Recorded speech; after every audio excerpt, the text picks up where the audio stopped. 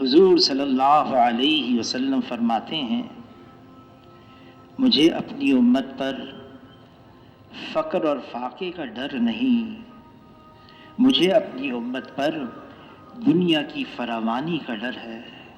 فرمایا دنیا سے بچو، یہ ہاروت اور ماروت سے زیادہ جادو کرنے والی ہے۔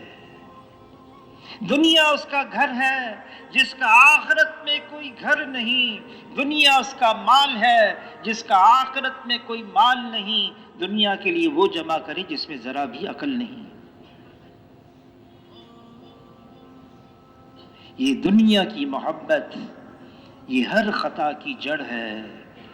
اس دنیا کو سردار نہ بناؤ، یہ تمہیں اپنا غلام بنا دے گی۔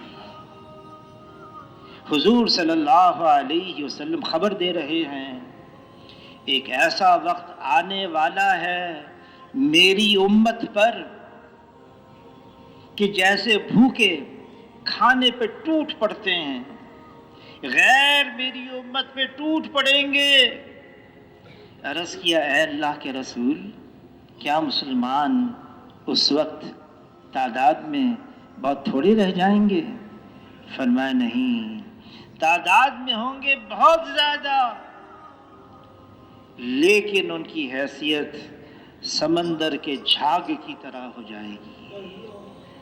سمندر کے اوپر موجیں اٹھتی ہیں، پھر وہ موجیں جب اٹھتی ہیں تو جھاگ بنتی ہے، پھر وہ جھاگ کنارے پر آتی ہے اور ایک موج آئی اور جھاگ کو ادھر لے گئی، دوسری آئی جھاگ کو ادھر لے گئی، اور وہ جھاگ ادھر ادھر پھرتی رہتی ہے موجوں کے سہارے۔ صحابہ نے عرض کیا اے اللہ کے رسول، ایسی حیثیت کیوں ہوگی، کس وجہ سے؟ فرمایا جس کا مفہوم ہے ان کے اندر وہن کی بیماری پیدا ہو جائے گی۔ عرض کیا وہن کی کیا بیماری ہے؟ فرمایا حب الدنیا و کراہیت الموت، دنیا کی محبت اور موت سے کراہیت۔ جب یہ مرض امت کے اندر عام ہو جائے گا، پھر امت غیروں کا مقابلہ کر نہیں سکتی۔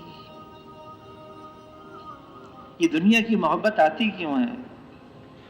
فرمایا جب میری امت دنیا کو بڑی چیز سمجھنے لگے گی، اسلام کی ہیبت اور وقت دلوں سے نکل جائے گی۔ یہ دنیا اللہ کے یہاں مچھر کے پر کے برابر بھی قیمت نہیں رکھتی۔ اگر مچھر کے پر کے برابر بھی یہ دنیا اللہ کے یہاں قیمت رکھتی، اللہ تعالیٰ کافروں کو ایک گھونٹ پانی کا نہ دیتے۔ جناب رسول اللہ صلی اللہ علیہ وسلم مدینہ منورہ کی گلی سے تشریف لے جا رہے ہیں، صحابہ ساتھ ہیں، کوڑی پر گزر ہوا کچرے کا ڈھیر، اس کچرے کے ڈھیر کے اوپر ایک مرا ہوا بکری کا بچہ، کان کٹے ہوئے عیب دار، دم بھی عیب دار، پھولا پھٹا ہوا، بدبو آ رہی ہے۔ جناب رسول اللہ صلی اللہ علیہ وسلم ٹھہر گئے، صحابہ کی طرف متوجہ ہوئے، پوچھا بتاؤ اس مرے ہوئے بکری کے بچے کو 1 درہم میں کون خریدے گا؟ صحابہ اکرام حیران، اے اللہ کے رسول آپ خریدنے کی بات کر رہے ہیں؟ مرا ہوا بکری کا بچہ کچرے کے ڈھیر کے اوپر، اس کو تو مفتی لے جانے کے لیے تیار نہیں۔ فرمایا جس کا مفہوم ہے جیسے یہ مرا ہوا بکری کا بچہ تمہاری نگاہوں میں بے قیمت بے حیثیت ہے، یہ ساری کی ساری دنیا اللہ کی نگاہ میں سے زیادہ بے قیمت اور بے حیثیت ہے۔ جو صرف دنیا کی طرف، رئیس لوگوں کی طرف للچائی ہوئی نگاہوں سے دیکھتا ہے، وہ آسمانوں کی بادشاہت میں اپنی عزت کھو بیٹھتا ہے۔ جناب رسول اللہ صلی اللہ علیہ وسلم سید ولد آدم ہیں، سید الاولین ہیں، سید الآخرین ہیں، امام الانبیاء ہیں، رحمت للعالمین ہیں، خاتم النبیین ہیں، شافی محشر ہیں، ساقی کوثر ہیں، لا یمکن الثنا کما کان حقہ، بعد از خدا بزرگ تو یہ قصہ مختصر۔ حضور صلی اللہ علیہ وسلم ان کا گھر کیسا تھا؟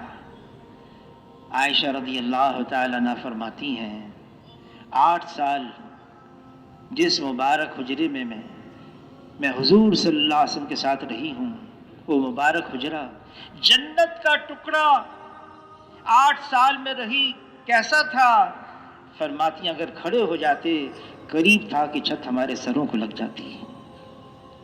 اور عائشہ رضی اللہ تعالیٰ عنہ فرماتی ہیں اگر رات کو حضور صلی اللہ علیہ وسلم نماز کی نیت میں نماز پڑھ رہے ہیں، سجدے کا وقت آ گیا، اپنا ہاتھ مبارک میرے پاؤں پر رکھتے، میں سمجھ جاتی سجدے کا وقت ہے، پاؤں سکیڑتی اور حضور صلی اللہ علیہ وسلم کے لیے سجدہ کرنے کے لیے جگہ بناتی۔ کھانا کیا تھا؟ عائشہ رضی اللہ تعالیٰ عنہ فرماتی ہیں ہم ایک چاند دیکھتے، پھر ایک چاند دیکھتے، پھر ایک چاند دیکھتے، 2 مہینے لگاتار، اور گھر کے اندر کھانا پکانے کے لیے آگ جلانے کی نوبت نہیں آتی تھی، کیونکہ گھر میں پکانے کے لیے کچھ ہوتا نہیں تھا۔ پھر کیا کھاتے تھے؟ اسودان، کھجور اور پانی۔ اور عائشہ رضی اللہ تعالیٰ عنہ فرماتی ہیں یہ بھی کبھی بھی حضور صلی اللہ علیہ وسلم نے پیٹ بھر کر کبھی نوش نہیں فرمایا، اور ساری امت کو ترغیب دی کن فی الدنیا کانک غریب وعابر سبیل، دنیا میں ایسے رہو جیسے مسافر، بلکہ راہ چلتا ہوا مسافر۔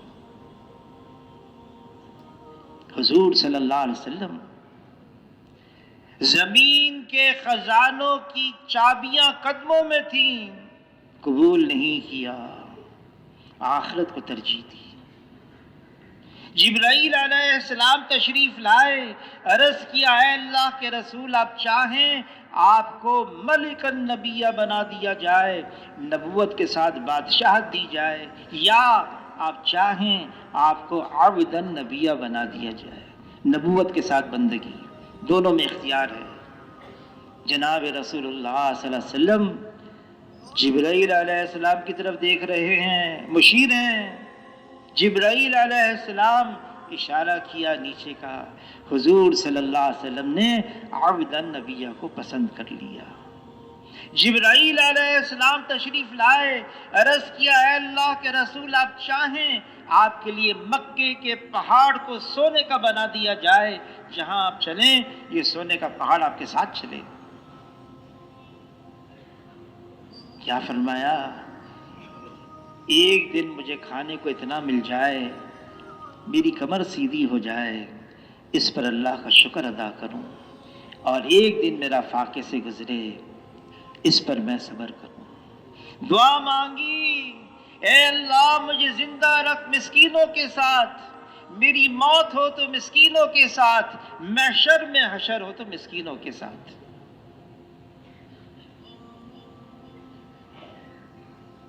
حضور صلی اللہ علیہ وسلم نے یہ مبارک زندگی اختیار کی، امت کو ترغیب دی،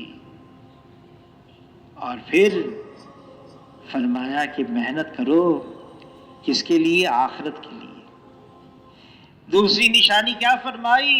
ایمان کی حقیقت حاصل ہو گئی، دار الخلود، جہاں جانا ہے پہنچنا ہے، جہاں سے واپس نہیں آنا، وہ آخرت، اس کا شوق ہو جائے، اس کا شوق ہو جائے، آخرت جانا ہے۔ فرمایا دنیا خلقت لکم، اس دنیا کو بنایا تمہارے لیے، لیکن آگے فرمایا وَإِنَّكُمْ خُلِقْتُمْ لِلْآخِرَةِ، تمہیں اللہ نے آخرت کے لیے بنایا ہے۔ جناب رسول اللہ صلی اللہ علیہ وسلم فرماتے ہیں، جس کا مفہوم ہے ہر نبی نے آ کر اپنی اپنی امت کو آخرت کی خبریں دی ہیں، لیکن جتنا میں نے اپنی امت کو آخرت کی خبریں دی ہیں کسی نبی نے اتنی خبریں نہیں دی۔ کیوں؟ ہمارے لیے تیاری کرنا آسان ہو۔ وہ آخرت ہے، جانا ہے، پہنچنا ہے برزخ، وعالم برزخ حشر تک کتنے سال ہیں کون بتا سکتا ہے؟ پھر حشر کا میدان ہے، 50,000 سال کا ایک دن ہے، پھر پلسرات ہے، 1500 سال کا راستہ، وہ پلسرات جو جہنم کے اوپر بچھائی گئی ہے، اور پھر موت کو مینڈے کی صورت دے کر ذبح کیا جائے گا، اعلان ہوگا آج موت کو بھی موت آ گئی، پھر جنت ہے، جہنم ہے، ہمیشہ ہمیشہ کی زندگی ہے، وہ آخرت، اس کے لیے تیاری کا موقع ملا ہے۔ آج ہے موقع تیاری کا۔ حشر کے میدان میں کہیں گے ربنا ابصرنا وسمعنا فرجعنا نعمل صالحا، ایک موقع اور مل جائے، لوٹا دیا جائے، ہمیں واپس دنیا میں بھیجا جائے۔ ہم نے آنکھوں سے دیکھ لیا، کانوں سے چیخ و پکار کو سن رہے ہیں، فرجعنا، ہمیں لوٹا دیا جائے، اب کہ ہم تیاری کر کے آئیں گے، اچھے عمل کر کے آئیں گے۔ کہا جائے گا تم کو تو موقع ملا تھا، وہیں سے تو آ رہے ہو۔ انا موقنون، سنتے تھے دنیا میں برزخ ہے، سنتے تھے حشر کا میدان ہے، سنتے تھے پلسرات ہے، سنتے تھے جنت ہے، جہنم ہے، یقین تو ابھی آیا ہے۔ آخرت، اس کا شوق پیدا ہو جائے۔ کیسا شوق تھا آخرت کا شوق؟ انس بن نضر بھاگتے ہوئے جا رہے ہیں احد کی طرف، خدا کی قسم مجھے احد پہاڑ سے جنت کی خوشبو آ رہی ہے، اور واقعی آ رہی ہوگی، جان دے دی۔ آخرت، اور تیسری نشانی فرمائی موت سے پہلے موت کی تیاری میں لگا ہوا ہو، موت سے پہلے موت کی تیاری میں، یہ موت آ رہی ہے۔ اگرچہ دنیا کی مصروفیت، دنیا کی مشغولیت، دنیا کا انہماک، اس نے ہمیں بھلا دیا، غافل کر دیا، بھول گئے موت آئے یا نہ آئے، بھول گئے۔ موت نے نہیں بھلایا، طاق میں ہے، انتظار میں ہے۔ جب اللہ کی طرف سے مقرر وقت آئے گا، اللہ کی طرف سے، پھر یہ سانس کا ڈورا ٹوٹ جائے گا، یہ دل کا دھڑکنا بند ہو جائے گا، یہ پھیپھڑوں کا سانس آنا جانا بند، پھر بھی یہ میت ہوگی، یہ میت اٹھے گی، ایک لمحہ بعد میں نہیں، ایک لمحہ پہلے نہیں جانا ہوگا۔ اس لیے حضور صلی اللہ علیہ وسلم جو اس لائن کے عقل مند ترین ہیں، فرما رہے ہیں عقل مند ہے وہ انسان موت کو کثرت سے یاد رکھے، موت سے پہلے موت کی تیاری کر لے۔ فرما یہی وہ لوگ ہیں جو دنیا کی عزت، آخرت کی شرافت کو لے اڑے۔ جناب رسول اللہ صلی اللہ علیہ وسلم فرما رہے ہیں، مفہوم ہے، میں اپنے پیچھے دو واعظ چھوڑ کے جا رہا ہوں، ایک بولنے والا ہے، ایک خاموش ہے۔ بولنے والا قرآن پاک ہے اور خاموش موت کی یاد ہے۔ فرمایا حازم اللذات، لذتوں کو توڑ دینے والی چیز موت کو کثرت سے یاد کیا کرو۔ یہ موت آ رہی ہے، حضور صلی اللہ علیہ وسلم فرماتے ہیں، جس کا مفہوم ہے میں لقمہ منہ میں لوں، حلق سے نیچے اتر جائے گا یا نہیں، یہ دنیا کی زندگی کا اتنا بھی بھروسہ نہیں ہے۔ میں نماز کے اختتام پر ایک طرف سلام پھیروں، پتہ نہیں موقع ملے گا دوسری طرف سلام پھیر سکوں گا یا نہیں۔ پلک جھپکنے کے برابر بھی یہ دنیا کی زندگی کا بھروسہ نہیں ہے۔ یہ رات ہو گئی، یہ مکمل رات بھی ہمارے پاس ہے یا نہیں ہے؟ ہم بستر پر بھی سوئیں گے یا نہیں؟ جانا ہے منہا خلقناکم وفیہا نعیدکم ونخرجکم تارۃ اخری. جانا ہے، اس مٹی میں ملنا ہے. اس لیے حضور صلی اللہ علیہ وسلم فرماتے، اس کا مفہوم ہے عقل مندی کی بات یہ ہے.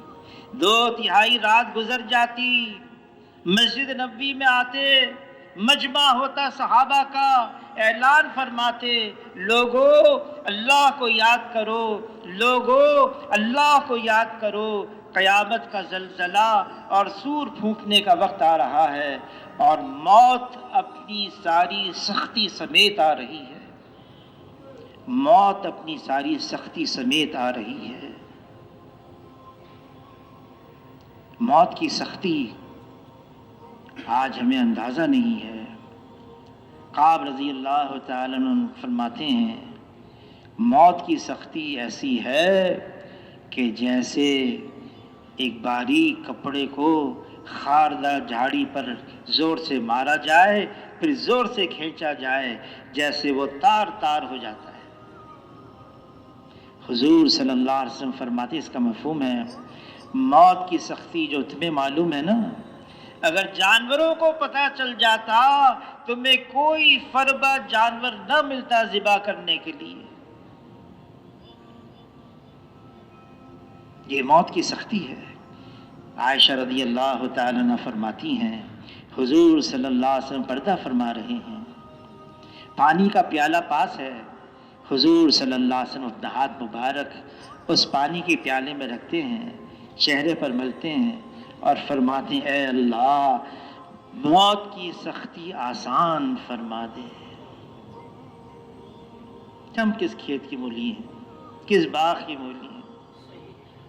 موت تو آنے والی ہے، جانا ہے، تیاری کر لیں. Thanks for watching. Don't forget to like, comment, share and subscribe.